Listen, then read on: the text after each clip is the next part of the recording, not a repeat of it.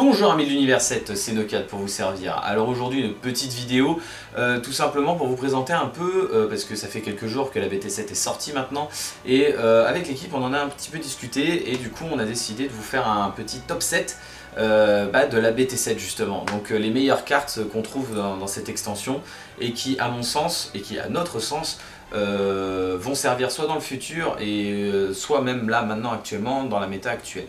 Allez c'est parti. Et donc pour ce premier top, nous n'avons pas une carte, mais 4 cartes, c'est-à-dire celle-ci, celle-ci, celle-ci et celle-ci. Ce sont les nouvelles contres mises en jeu. Donc comment dire que ces cartes sont juste trop fortes et apportent une mécanique bien plus sympa au jeu. Pour la simple et bonne raison que maintenant, en fait, on va plus se contenter de jouer comme un gros débile, toutes ces cartes et tout machin, maintenant il va falloir réfléchir à l'adversaire. Il va falloir que votre adversaire aussi réfléchisse à ce que vous pouvez éventuellement lui jouer dans la tronche. Et ça c'est génial. Après, mon seul petit regret vis-à-vis de ces contres mises en jeu, c'est qu'ils n'ont pas fait la même chose pour le noir. Je parle dans le sens le même style, c'est-à-dire un 15 000 contre mise en jeu. Parce qu'effectivement, il y a des contre mises en jeu, notamment la Towa, qui est ici, qui est donc bloqueur vengeance, ok certes, mais je trouve que... après, est-ce que ça aurait été peut-être un peu trop abusé de demander une 15 000 pour un deck noir, je ne sais pas. Mais voilà, c'est peut-être un tout petit regret que je peux trouver. Après, sinon ces cartes-là, je les trouve très intéressantes, en plus qui plus est que ça ne marche que sur les 4 ou moins, excepté Champa. Parce que je trouve que, et heureusement en fait, parce que je me dis que sinon le jeu serait injouable. Donc du coup, le fait qu'il n'y ait que le Champa qui peut toucher n'importe quelle carte et juste mettre en inertie, ça va. Moi je me dis que si par exemple on joue une Victory Strike et qu'on nous fait un Sangohan et qu'on le remonte en main, on se retrouve sans Victory Strike pendant le tour par exemple, ce qui peut être vraiment très dérangeant. Après, j'espère que Bandai ne fera pas l'erreur de mettre des contres mises en jeu pour des cartes plus grosses ou alors avec des effets un peu moindres. Mais en tout cas, je trouve que les contres mises en jeu sont bien équilibrés et je trouve que la mécanique est très sympa. Autant rester dans le délire des contres avec celle-ci, le contre Vegeta. Alors, cette carte, pourquoi on l'a mis dans le top? Tout simplement parce qu'en fait, déjà, ça peut être une carte excellente contre Janemba, qui est actuellement dans la méta, ça, on peut pas se le cacher, qui serait aussi même dans le miroir d'ailleurs, dans le Janemba miroir, c'est juste trop fort. Mais aussi, on l'a mis pour une simple et bonne raison, c'est qu'elle nous permet de recycler les cartes, et ça, on trouve ça très très fort. Dans le sens que, en fait, vous pouvez tout simplement tout récupérer. C'est-à-dire que si vous aviez lancé une mécanique un peu plus tôt dans le jeu, et bah hop, vous pouvez la récupérer tout de suite. Et ça, je trouve ça juste génial. En plus, ça vous fait une carte pour 1, donc ce qui est pas énorme. 15 000 de puissance, ce qui est juste pas mal du tout. Vous vous rendez compte que si par exemple vous mettez par exemple un Champa ou un Kaioshin dessus, bah, c'est un 25 000 double frappe. Bon, ça peut commencer à piquer un petit peu. Donc en fait, je trouve que cette carte est vraiment super bien. Après, dans le futur, si Bandai s'amuse à refaire des contre-contres, j'espère que ça restera dans le même esprit, c'est-à-dire que ce soit pas trop abusé. Après, ce Vegeta là, je le trouve juste génial, et on le trouve juste génial parce que franchement, il va apporter un peu plus de complexité au jeu, et en plus vous dire que, admettons, vous vous faites contrer mise en jeu, mais derrière vous gagnez une carte, un 15 000 à 15 000, ça va peut-être faire réfléchir le joueur aussi, parce que du coup il va se dire ah ouais mais attends, si je mets mon contre mise en jeu maintenant, je vais peut-être me faire prendre le contre-compte derrière, et du coup il va gagner une carte de combat sur la table, et du coup voilà, et ainsi de suite, effet domino. Donc je me dis voilà, pourquoi pas. Ensuite on reste dans l'idée des contres avec événements inattendus. Ce nouveau contre noir qui est juste, je trouve, trop fort et qui va être vraiment très utilisé en carte de side. Pourquoi? Pour la simple et bonne raison que c'est une carte qui va pouvoir jouer contre tous les decks qui jouent des gros boards. Quand je dis gros board, c'est-à-dire un peu plus de 3 cartes de combat sur la table. Parce que déjà cette carte en fait elle vire déjà la carte que la personne est censée jouer. Et en plus de ça, elle va aussi virer toutes les autres cartes qui sont sur la table, donc en fait ça fait véritablement un ras-board total sur la table, et c'est juste beaucoup trop fort. Et par exemple contre un deck comme U6, par exemple contre Slug aussi, Slug qui joue beaucoup de cartes de combat, par exemple elle en joue au moins 3 voire 4 sur le board, bam, ça saute, tout ça ça saute. Le U6 c'est pareil, et en plus c'est envoyé en dimension parallèle, c'est pas envoyé en dispersion, donc déjà ça veut dire que l'adversaire du coup ne peut pas faire par exemple d'espace-temps derrière pour essayer de se sortir un peu de la panade, ou essayer même de les récupérer, de les recycler, par exemple avec le Vegeta contre-contre que je vous ai présenté tout à l'heure. Donc du coup je trouve que événement inattendu c'est vraiment une des meilleures cartes qu'ils ont pu sortir en termes de side. Ensuite, on passe un petit peu les contres et maintenant on va parler des cartes fuite d'énergie. Donc, mais le problème c'est que ces cartes n'ont plus fuite d'énergie. Je parle bien sûr de Beerus et de Broly. Pourquoi je parle de ces deux cartes? Pour la simple bonne raison que on nous a mis la fuite d'énergie il n'y a pas si longtemps avec les Explosion 7 et on trouve que la mécanique est juste géniale. De toute façon, il fallait que le jeu passe aux cartes bicouleurs et peut-être qu'après plus tard on aura des tricouleurs, des quadricouleurs et des multicouleurs, allez savoir. Mais du coup, le fait de sortir une fuite d'énergie qui, du coup, ne subit pas la fuite d'énergie si vous avez déjà une carte bicouleur, c'est vraiment génial quoi. En fait, ça vous fait pas sauter votre tour 2 par exemple, parce que du coup, forcément, au premier tour, vous avez posé une carte bicouleur et vous la mettez en fuite d'énergie, et la deuxième, paf, vous pouvez remettre une carte bicouleur, et comme ça, vous êtes tranquille. Et du coup, en fait, on trouve ça super fort, et du coup, si Bandai reste un peu dans le même esprit, j'ai pas peur parce que du coup justement je pense que ça va être trop bien. On va se retrouver avec des énergies bicouleurs qui n'auront peut-être même plus la fuite d'énergie et qui seront juste trop fortes. Donc du coup ces deux cartes là, top. Allez, cette fois-ci je vais parler d'une carte de combat bien spécifique, c'est celle-ci, le Kaioken. Cette carte est juste archi cheatée, elle est juste trop forte et je pense que malheureusement d'ailleurs c'est peut-être une future carte qui prendra la banne, je n'en sais rien.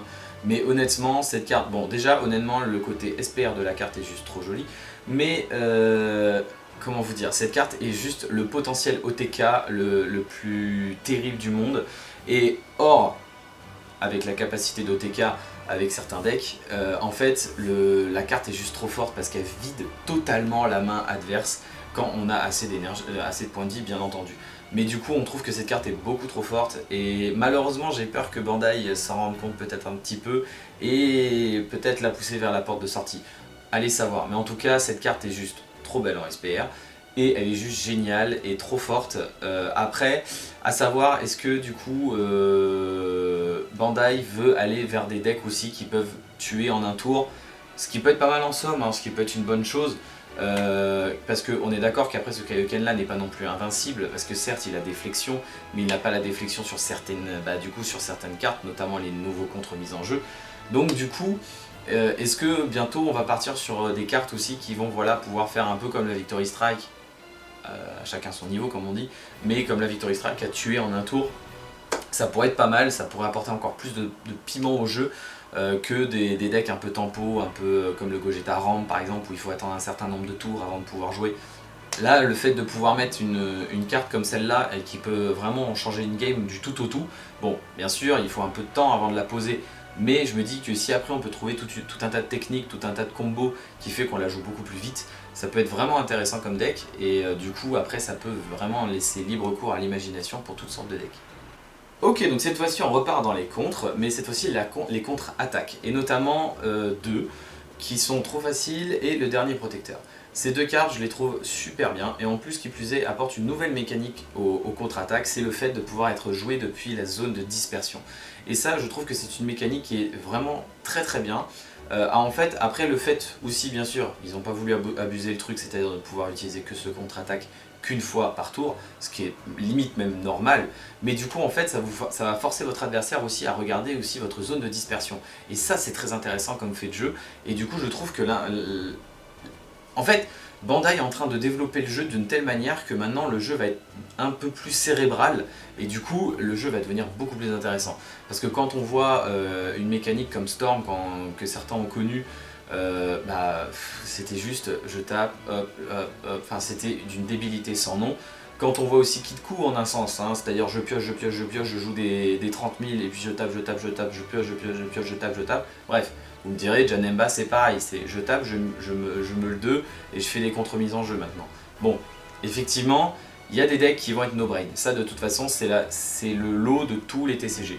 Mais du coup, le fait que le jeu devienne un peu plus cérébral en somme, je trouve ça très intéressant, et du coup ces contre-attaques, mine de rien, elles aident pas mal la chose. En plus, qui plus est de ça, elles ont des effets en plus d'annuler l'attaque, c'est-à-dire qu'il y en a une qui va renvoyer une carte d'un coup d'énergie de 1 ou moins 2 dans la main, et l'autre va donner 5000 de puissance à une de vos cartes.